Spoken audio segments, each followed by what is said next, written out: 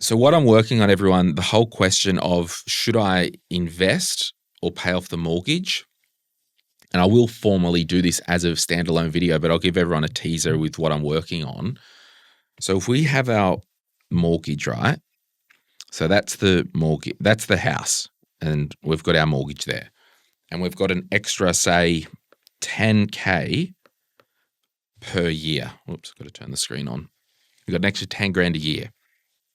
So we've got minimum mortgage repayments getting taken care of so our income's coming into our bank account. We've got minimum mortgage repayments, that's taken care of. All our expenses are met. So at the end of the year, we've got an extra 10 grand left over. And people always want to know, should we pay off the mortgage with this spare extra 10 grand or invest it? So what I'm working on is a simple flowchart formula. I might do an online little thing.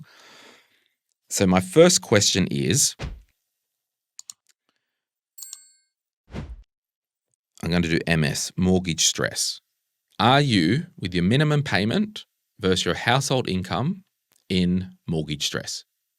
And the benchmark in Australia is your mortgage repayments versus your household income is over 30% gross.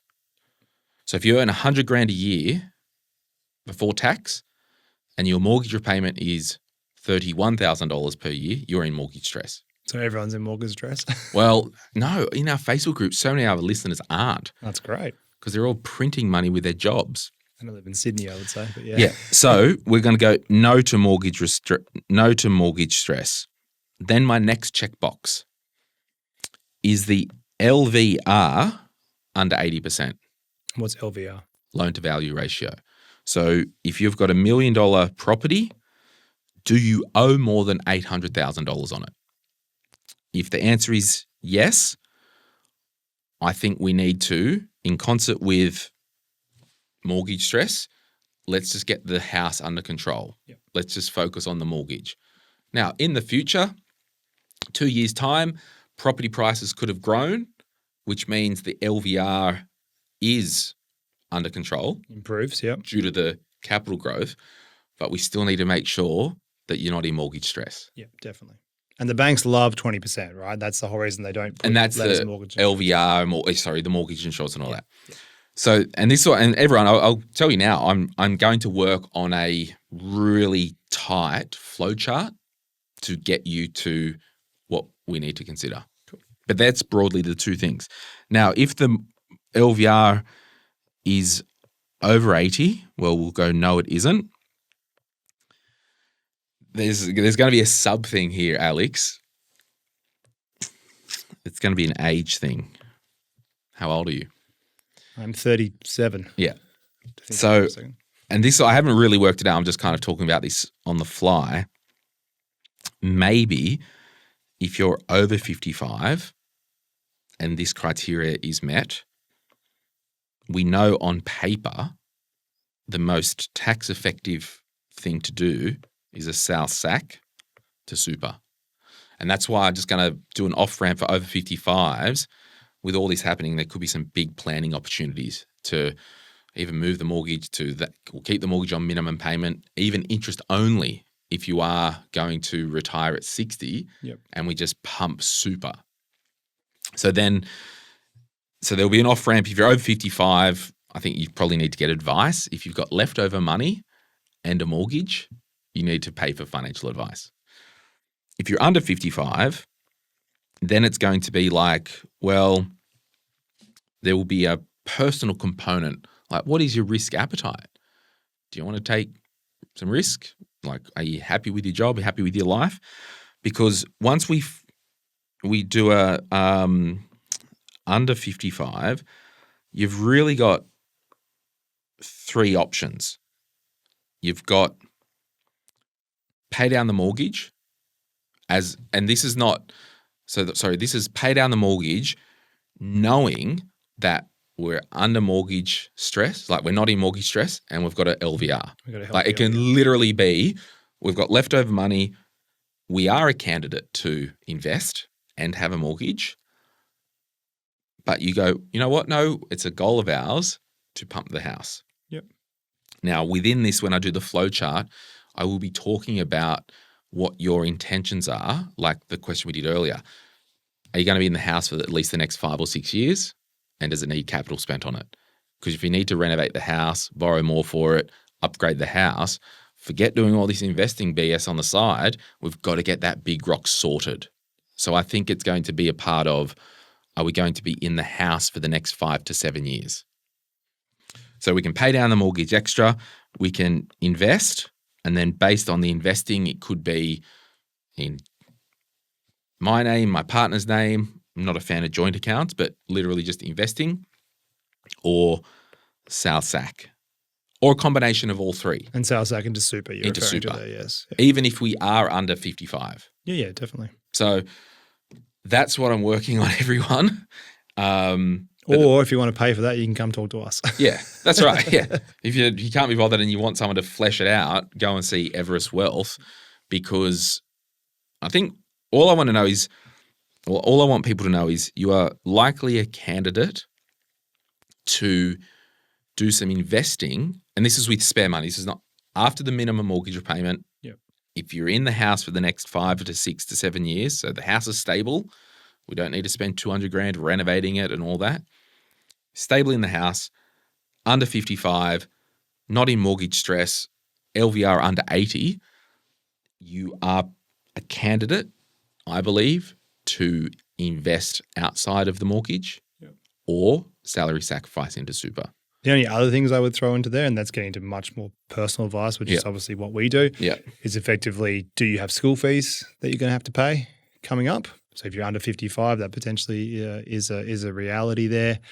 And I've completely forgotten the other one I was going to say. Oh, and then if a goal is more that sort of early retirement, being debt-free sooner can help with that. If your goal is more make as much money as I can, then... But this is the same thing. Like, you know, you get a lot of people online that go, oh, no, this advice sucks. I'm like, yeah, of course it sucks. I'm literally, every time I open my mouth, more than 10,000 people hear it, right? Sometimes 20, 30. Like, every time I open my trap, it's not going to suit everyone. Yeah. But this is a point that will get you thinking based on your situation. And if you've got a decent size house, if you're well under the LVR, if you're well away from mortgage stress, and you've got extra income that's spare, it's a no-brainer to pay for personal financial advice. Now, are you one of those businesses that you only take clients if they pay ongoing? No. So we have that's very flexible within our business. So we have a lot of clients which can simply come to us to potentially solve a problem like this, in which case we just charge a one-off fee. For so that's like just you model it out. Here are the strategy. If run through all the scenarios, pay down the mortgage, invest, or sell sack. Plus others, but yeah. But yeah, essentially, because at the end of the day, what we do, or the way I like to think about what we do, is effectively problem solving. So you come to us with a problem, and we effectively then model out all the scenarios which can essentially solve that problem. Because sometimes there can be, or a lot of the time, there is multiple options to solve that too. And as a kind of a other point to this, and it probably will be one of my things. Like if you've got a boner to buy property, well, maybe you can do that as well as do these three things. Well, that's what I was going to say. With the investing, right? If you've got a healthy LVR, then there's likely usable equity in that property. Well, yeah, and the debt recycling does enter this chat. Yep. Yeah. So all those, well, that would be gearing, but yeah, also debt recycling. Yeah. Yeah, so, do you put the 10 grand against the mortgage, redraw it out, invest it? Exactly. So it becomes, but that's high level. But that's a good framework though. Yeah, high level framework to be a candidate for investing out of the mortgage is not in mortgage stress, LVR under 80, some type of risk appetite. Yes. Rightio, that's all we have time for right now. But hey, if you want to reach out to Everest Wealth and have a chat, how do you just do a phone call? What's the the deal? What's the website and how do people go about connecting? So the website is everestwealth.money. Yep. In terms of how it works with us, you can reach out to have a free consultation with us, which typically goes for sort of 45 minutes to an hour. Just throw the flag up the pole, see if you can help. Essentially. And basically what we just uncover in that is, what you're looking for help with. Is there any sort of financial goals you're looking to achieve? And then essentially second half of that meeting is just taking the potential clients through, what we do, how we add value to our clients, how the process works, how the fee structure works, just providing all the information. And from there, you decide whether you'd like to move forward or not. Yeah, sweet. Thanks so much. Hey, if you found this episode useful, can you please give us a little like on YouTube or a review? We thank you for everyone's contribution to that. Let me know in the YouTube comments because I hang out there because it's a really cool way to have a live conversation with our audience segmented to that discussion where like the Facebook group is everything. But what do you think about everything we've discussed in this episode? Let us know in the YouTube comments and I try and get to a lot of them, but really appreciate you listening with us today and being here. Bye.